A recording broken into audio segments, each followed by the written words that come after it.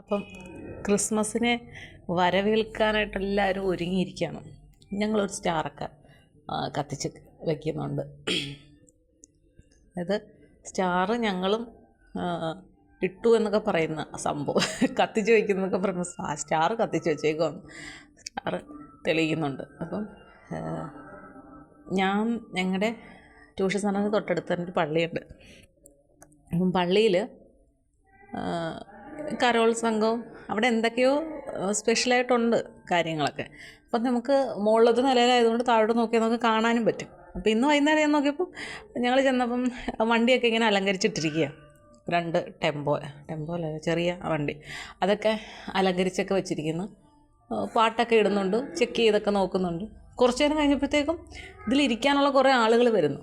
എന്നുവെച്ചാൽ ആട്ടിടയന്മാരും പിന്നെ ഈ നക്ഷത്രം കണ്ട് വരുന്ന ആളുകളുണ്ടല്ലോ, അവരുടെ പേരെന്താണെന്നറിയത്തില്ല, അവർ, പിന്നെ മറിയം എന്ന് പറയുന്നത്, പിന്നെ യേശുവിൻ്റെ അച്ഛനും അമ്മയും, അത് ഇങ്ങനെ പറയല്ലോ എളുപ്പമൊന്ന്, യേശുവിൻ്റെ അച്ഛനും അമ്മയും, ഉണ്ണി യേശുവിൻ്റെ ആ രൂപം, മാലാഖമാർ, അങ്ങനെ ഒരു വണ്ടിയുടെ പുറയിൽ അവരെല്ലാവരും കയറ്റിയിരുത്തി.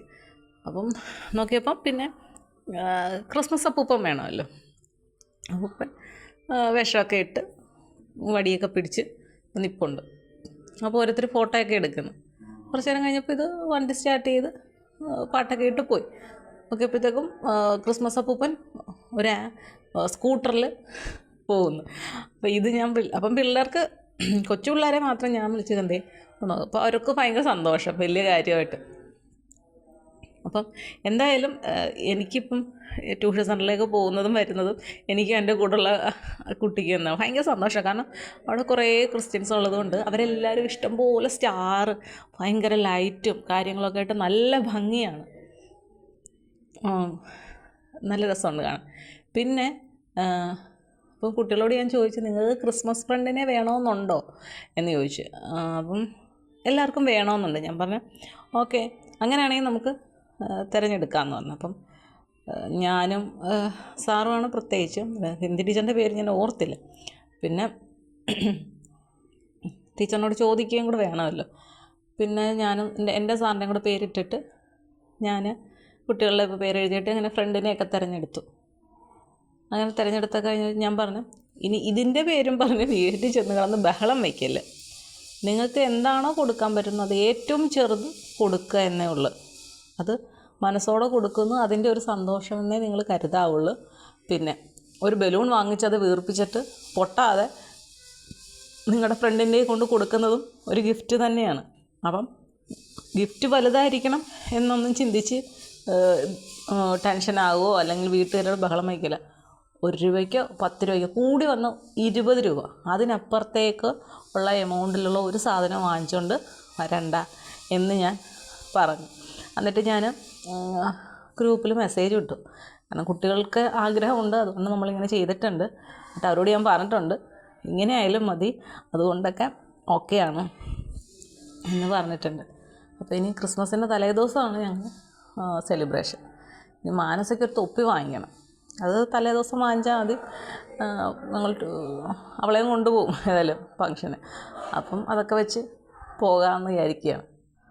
അവൾക്ക് പിന്നെ ഏതായാലും റെഡ് കളറിലെ ഉടുപ്പുണ്ട് ഓൾറെഡി. എനിക്ക് പിന്നെ എവിടെയെങ്കിലും റെഡ് കാണും, അത് കാരണം തപ്പിയെടുക്കുക എന്നുള്ളതാണ് എൻ്റെ കാര്യം. അപ്പോൾ അതൊക്കെ ആയിട്ട് ഇങ്ങനെ പോകുന്നു. അപ്പം ഇതൊക്കെയാണ് ക്രിസ്മസ് വിശേഷങ്ങൾ. നിങ്ങളൊക്കെ ക്രിസ്മസ് ആഘോഷിക്കാൻ റെഡിയായിട്ടിരിക്കുകയാണോ? ആഘോഷങ്ങൾ എപ്പോഴും നല്ലതാണ്. ഞാൻ ഇങ്ങനെ ഞാൻ ആ കുട്ടിയും കൂടെ അങ്ങോട്ട് പോകുമ്പോഴേലും ഇങ്ങോട്ട് വരുമ്പോൾ ഞങ്ങളിങ്ങനെ ലോകകാര്യങ്ങളൊക്കെ ഇങ്ങനെ ചർച്ച ചെയ്താൽ പോകുന്നത്. അപ്പോൾ ഇന്ന് ഞാൻ പറഞ്ഞു, നമ്മൾ പണ്ടൊക്കെ ക്രിസ്മസ് എന്ന് പറഞ്ഞാൽ ഇത്ര വലിയ ആഘോഷങ്ങളിലല്ലേ എല്ലാവരും ഒന്നും ആഘോഷിക്കത്തില്ലായിരുന്നു. പക്ഷേ ഇപ്പോൾ എല്ലാവരും, ഇപ്പോൾ ഓഫീസുകളിലായാലും എല്ലായിടവും ക്രിസ്മസിന് ആഘോഷമുണ്ട്, ഓണത്തിനും ഉണ്ട് ക്രിസ്മസിനും ഉണ്ട്. അപ്പം എല്ലാം ആഘോഷിക്കാനായിട്ട് ആളുകൾ തയ്യാറാകുകയാണ്. ആഘോഷങ്ങളെല്ലാം ഇഷ്ടമാണ്. അതുപോലെ തന്നെ ഇപ്പോൾ ഈ വെക്കേഷൻ ടൈമിൽ എല്ലാവരും, ഏകദേശം എല്ലാവരും തന്നെയും ടൂറുകൾക്ക് പോവുകയാണ്. പണ്ടെങ്ങാനും അങ്ങനെ വല്ലതും ഉണ്ടോ? ഇത്രയും കുട്ടി. അപ്പോൾ സാറ് തന്നെ മെസ്സേജ് ഗ്രൂപ്പിലെല്ലാം, കുട്ടികളുടെ ഗ്രൂപ്പിലൊക്കെ ഇട്ടിട്ടുണ്ട്. പിന്നെ ടൂറ് പോകുന്നവർ ക്രിസ്മസിന് മുന്നേ പോയിട്ട് വരിക. കാരണം ക്രിസ്മസിന് ശേഷം നമുക്ക് ക്ലാസ് തുടങ്ങണം. അതിൽ ഇച്ചിരി വായിക്കാനൊക്കെ എഴുതാനൊക്കെ ബുദ്ധിമുട്ടുള്ള കുട്ടികൾക്ക് വേണ്ടിയിട്ടാണ് സ്പെഷ്യലായിട്ടാണ് ക്ലാസ് വയ്ക്കുന്നത്. അപ്പോൾ എല്ലാവരും വരണം എന്നൊക്കെ പറഞ്ഞുകൊണ്ട് സാറ് മെസ്സേജ് അയക്കുന്നുണ്ടായിരുന്നു. അപ്പം എല്ലാ മാറ്റങ്ങളും നടന്നുകൊണ്ടിരിക്കുകയാണ്. ശരിയല്ലേ? അപ്പോൾ എല്ലാവർക്കും ഒരു മാറ്റം അനിവാര്യമാണ്.